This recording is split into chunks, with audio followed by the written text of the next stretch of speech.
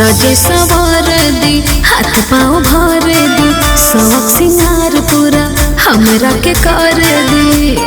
साफ बुताई रहले रहुआ फिल्म देखे जाके सजे सवार दी हाथ पाँव भर दी शौक सिंगार पूरा हमरा के कर दी संगे ननद मनावत शुभ जई है तुहर में कपड़े के छठे नहीं उब जाई है जल्दी चलो ना तो सूरज बाबा डूब जाई है कुछ बोल दब तो दिला में छूब जाई है जल्दी चलो ना तो सूरज बाबा डूब जाई है। जय हो जय छठी मैया जय हो जय छठी मैया।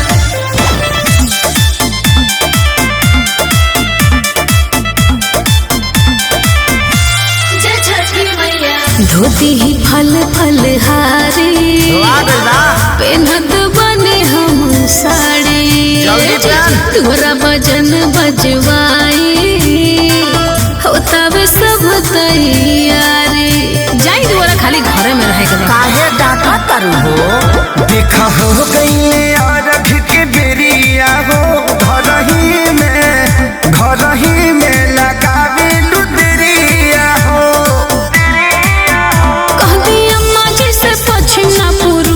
जाई है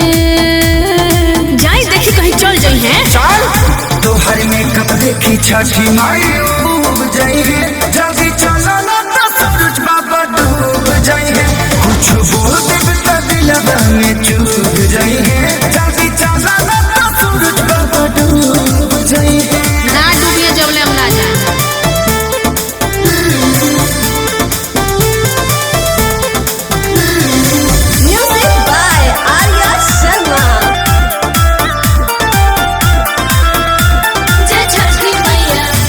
बानी हिया गुतैले दीदी जी नइखी नहैले छोटकू खूब अगरैले जिद पड़ा काला धैले अभी नइखे बुझात कि जाके किनी जा कने चुप रह हो गईले कृष्णा पे दर्दी रेडी हो खेसारी सजा दी हले बेदी हो लगा के पागल कैले बड़ू तोरो बंका